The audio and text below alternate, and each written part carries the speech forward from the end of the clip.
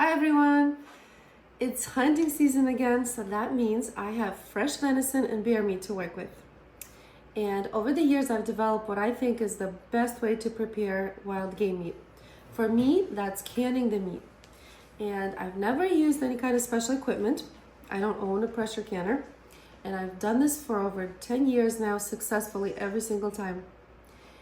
And I'm telling you, this meat comes out amazingly tender, juicy. It just falls apart. Plus, it gives me an easy way to store food without using precious freezer or refrigerator space.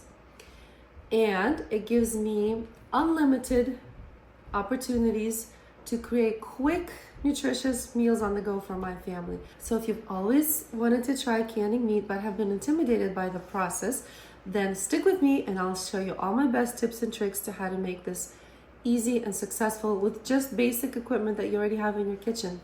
And if you don't have access to fresh venison or bear, remember that this will definitely work for chicken, beef, and pork as well. In fact, I think it will even work better. Now I know what you're thinking. Isn't canning in the oven considered unsafe and strongly cautioned against by the USDA? That's what they say, but if you look into all the research on the internet, basically I could come up with just 3 reasons for all the hype surrounding the oven canning method. And the first reason is botulism.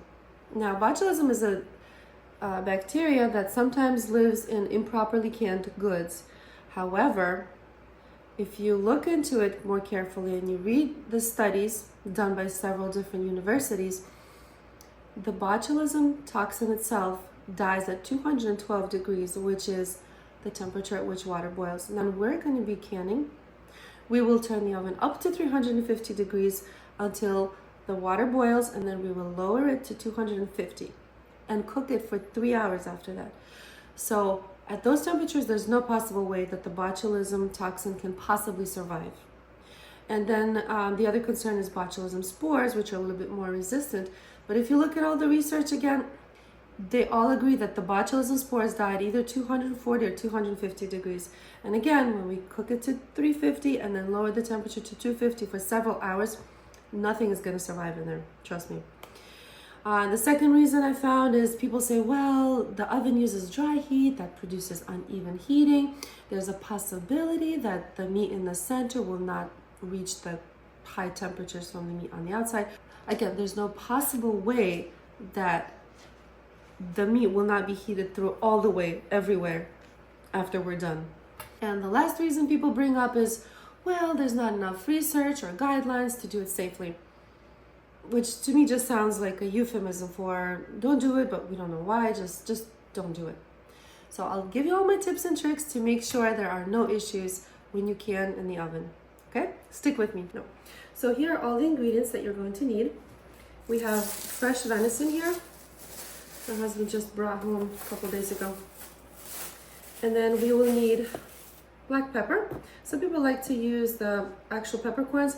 I find that when you actually cook with it, then it might end up in your plate. You might end up biting into it. I don't relish the feeling. My kids don't either, so I've decided to forego the peppercorns and instead use already coarsely ground black pepper, but it's up to you. I use 1 or 2 bay leaves in each can. It just kind of adds a depth of flavor to your overall end product. And then I use sea salt for the meat inside. Then you'll need some kind of inexpensive salt. This is not going into the meat. And then jars for canning. I use brand new 1 pint jars. You can use quarts as well, but that usually works for a bigger family. Last time I canned, which was a couple of weeks ago, I did use quart jars, so now I'm going to go with the pint jars because these also make nice gifts to give away. They look so cute when they're all done, and people always appreciate that because not everybody has access to fresh venison, so this makes a unique and well appreciated gift. And that's it. That's all you need. And you probably already have all of this stuff in your kitchen. So first you want to wash your jars well. Just plain soapy water will do. Like I said, it's going to be heated in the oven at a high temperature, so there's not going to be any kind of germs or bacteria on these jars once it's done. But if it makes you feel better, what I've done in the past is just put it through the dishwasher once and then have it dry in there at a high temperature, and that basically sterilizes everything. But for this type of process, you don't need to sterilize the jars ahead of time. Just make sure everything's cleaned and set them aside. Okay, so I washed all the cans in preparation for our canning process, and I am going to boil the lids and the rings because they're not going into the oven, so they won't be sterilized at that high temperature.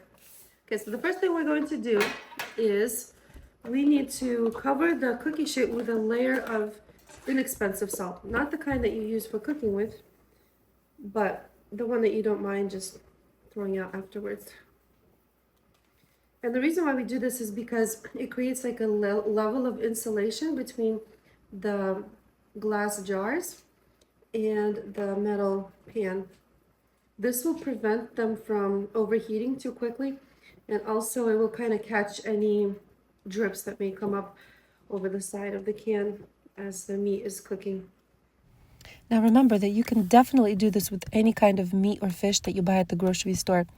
It's just that venison is a little bit trickier to work with. I hadn't even tried venison up until the point where I married my hunter. And you know what? I couldn't find that much information out there almost 25 years ago. It just wasn't available. And when a friend suggested that I try canning, I was like, what a great idea. I've been doing this for 10 to 12 years now, and I love it. It comes out amazing every time. Okay, so we have our layer of salt, about a 1/4 inch thick, I think. Maybe, I don't know, 1/3 of an inch, whatever. Anyways, just a nice thick layer of salt everywhere. Take a jar, and you're going to be doing this to every single one of them. You need to get a measuring teaspoon, add 1 whole teaspoon to each jar.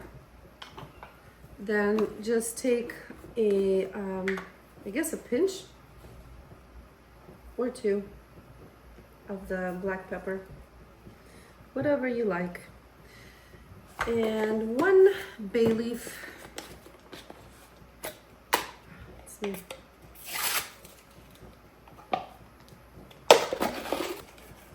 Just take 1 bay leaf, stick it in there. That's it. And some people like to add other stuff. That's up to the individual canner. This is all I do. Mine are very basic. Then you just add, I don't know, like 1 inch of water, maybe less, 3/4. And then fill it with meat as much as you can. But leave, I don't know, about a 1/2 inch from the top to give it room to kind of boil a little bit. And you want to pack it in nice and tight, as tight as you can get it, because during the cooking process it will tend to shrink down a little bit. So you want to pack it in as tightly as possible. See, like that. This is good. And then you will simply place it on your cookie sheet directly on the salt. And that's it. Just keep going with all of them until your cookie sheet is full. I just want to show you my cute kitty. She's playing here at my feet. Isn't she adorable? Hi. Hi. Don't worry, I thoroughly washed my hands after touching the cat.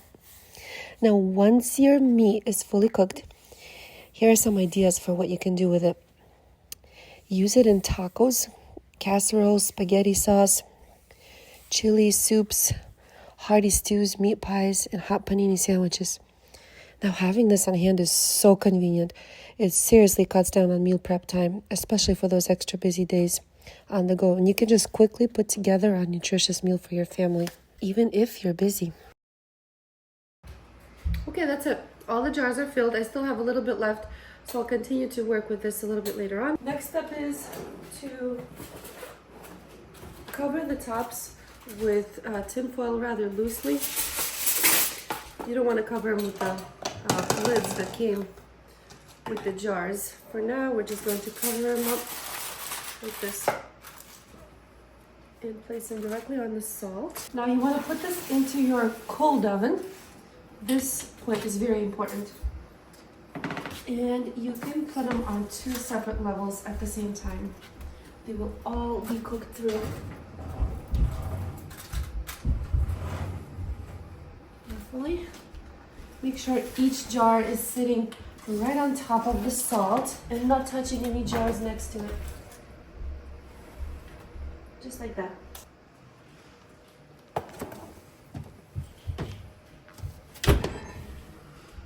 And here the oven's been going for a couple of hours, and you can see how the meat is bubbling nicely.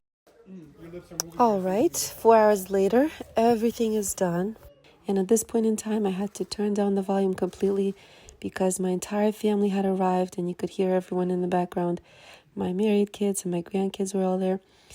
And I'm used to this chaos, but it just doesn't make for very good video recording. I'm adding beef tallow to the top to sort of seal it and prevent the meat from drying out. Now all that's left to do is just put on the lids and tighten them. And that's it. All done. The lids will pull in and seal themselves, and they will be perfectly safe for storage at room temperature now.